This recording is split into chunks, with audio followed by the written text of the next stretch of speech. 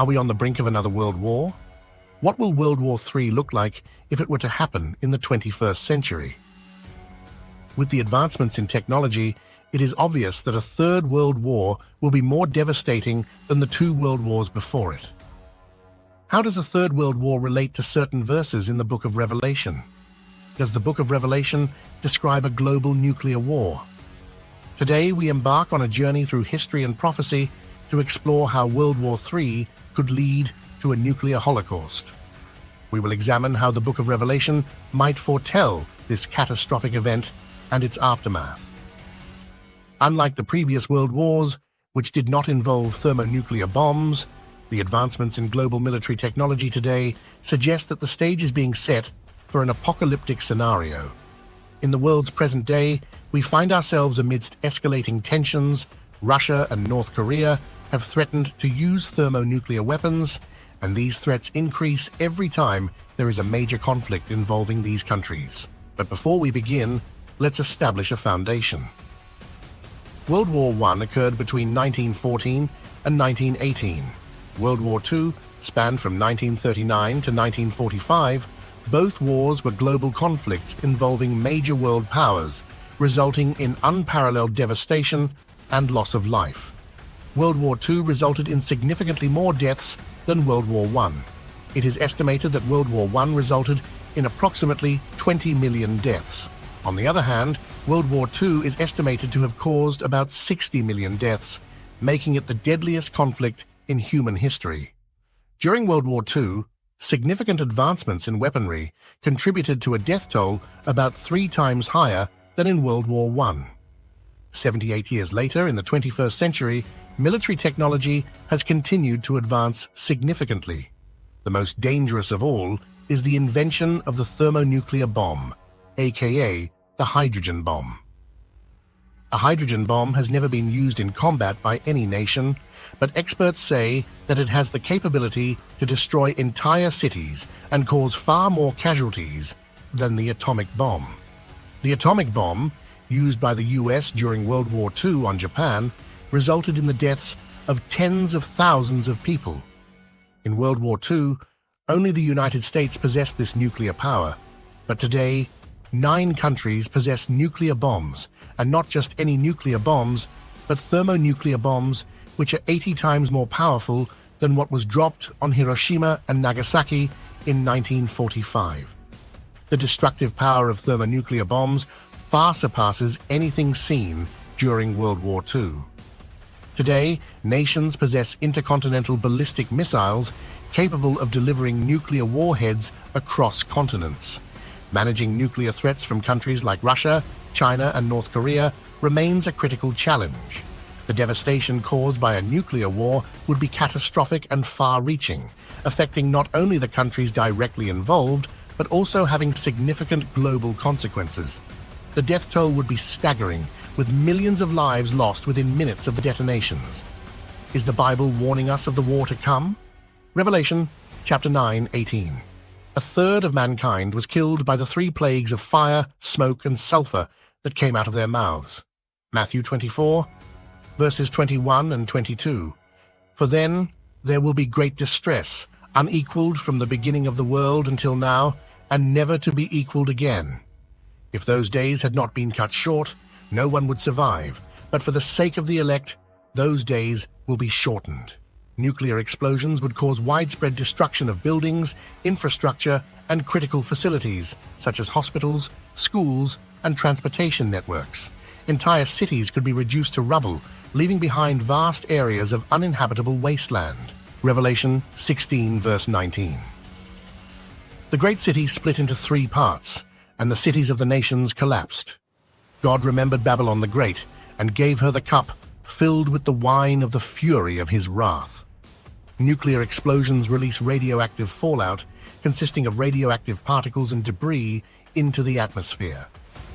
This fallout can contaminate soil, water sources, and the food chain, posing long-term health risks to human populations and ecosystems. Radioactive contamination could persist for decades or even centuries, rendering affected areas uninhabitable for generations. Revelation 8, verses 7 through 9. The first angel sounded his trumpet, and there came hail and fire mixed with blood, and it was hurled down on the earth. A third of the earth was burned up, a third of the trees were burned up, and all the green grass was burned up. The second angel sounded his trumpet, and something like a huge mountain, all ablaze, was thrown into the sea. A third of the sea turned into blood, a third of the living creatures in the sea died, and a third of the ships were destroyed. The massive release of smoke, soot, and other particles into the atmosphere from nuclear explosions could block out sunlight and disrupt global climate patterns. This phenomenon, known as nuclear winter, could lead to a significant drop in temperatures worldwide, causing widespread agricultural failure, famine, and ecological collapse. Let's look at Matthew 24, verse 29. Is Jesus describing the aftermath of a nuclear holocaust and the start of a nuclear winter? Immediately after the distress of those days, the sun will be darkened and the moon will not give its light. The stars will fall from the sky and the heavenly bodies will be shaken. A document written by the U.S. Navy Hydrographic Office in 1954 reports the following. On May 26, 1953, the District of Columbia area experienced a hailstorm in which individual hailstones ranged up to the size of tennis balls. This was caused by an atomic explosion, which was a test conducted 2,000 miles away in Nevada. I attached a link to this document below. In the book of Revelation, John saw the following Revelation 16, verse 21.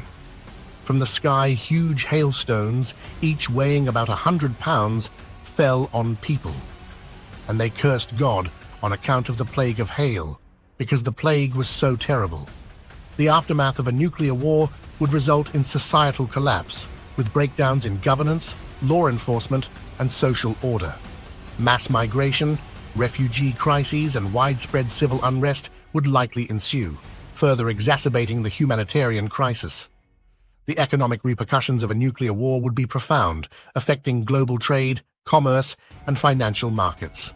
The costs of rebuilding infrastructure, providing humanitarian aid, and mitigating environmental damage would be astronomical, leading to long-term economic stagnation and hardship. Here is another prophecy matching the aftermath, Revelation 18 verses 11 through 14. The merchants of the earth will weep and mourn over her, because no one buys their cargoes anymore, cargoes of gold, silver, precious stones and pearls, fine linen, purple, silk, and scarlet cloth.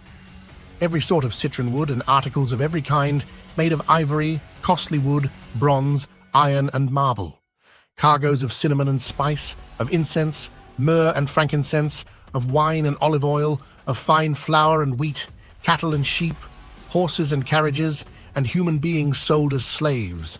They will say, "The fruit you longed for is gone from you. All your luxury and splendor have vanished, never to be recovered."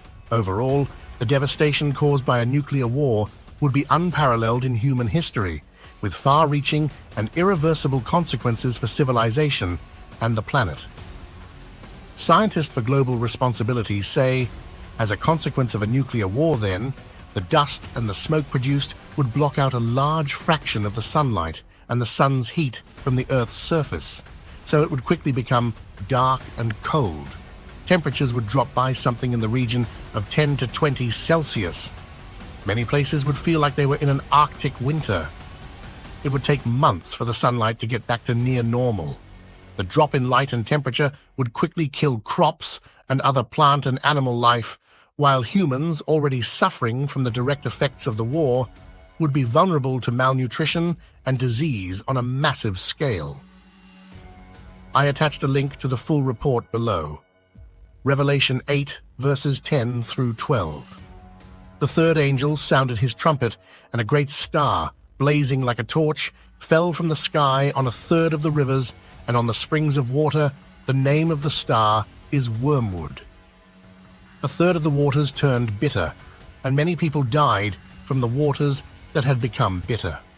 The fourth angel sounded his trumpet, and a third of the sun was struck, a third of the moon, and a third of the stars, so that a third of them turned dark. A third of the day was without light, and also a third of the night.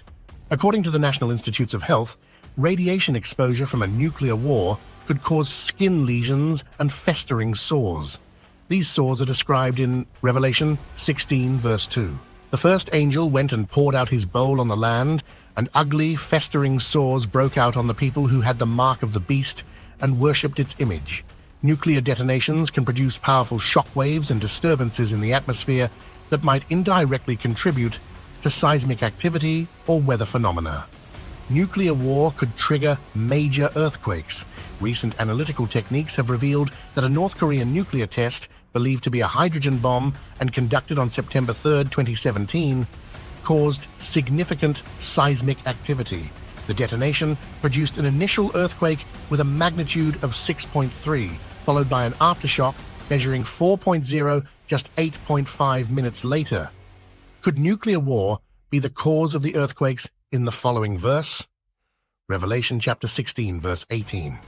Then there came flashes of lightning, rumblings, peals of thunder, and a severe earthquake. No earthquake like it has ever occurred since mankind has been on earth, so tremendous was the quake. Are the earthquakes described in the book of Revelations the aftermath of a thermonuclear war? As described in the book of Revelation, we are seeing an increasing number of people, from the wealthy to the ordinary, building underground bunkers. There are companies that are building these shelters all over the US. These bunkers are being built in the mountains in rural areas. Revelation 6, verses 15 through 17. Then the kings of the earth, the princes, the generals, the rich, the mighty, and everyone else, both slave and free, hid in caves and among the rocks of the mountains. They called to the mountains and the rocks, "Fall on us and hide us from the face of him who sits on the throne and from the wrath of the Lamb. For the great day of their wrath has come, and who can withstand it?" Many of the prophecies in the book of Revelation seem to precisely align with what could occur during a global nuclear war. Whether World War III will happen in our lifetime or not, it is definitely going to happen one day. Nuclear bombs were built and are being created to eventually be used. Once God's people are taken out of the earth in the rapture, on the day of Jesus' return, the world will be left with pure evil, as the love of the Holy Spirit will be taken out of the earth. Instead of building bunkers in the mountains, we should be focused on giving our lives to Christ and trusting Him for our salvation. We should be focusing on reaching as many people as we can and letting them know about Jesus, so they are saved from the destruction and suffering to come. There is only one way to be saved from doomsday, and that is Jesus Christ. Give your life to Him today, as tomorrow is not promised. Check out this next video as we examine the times we are living in. Is the second coming of Jesus near? Are we living in the end of times? What does the Bible reveal about this generation and the end of times? I'll see you in the next video. God bless.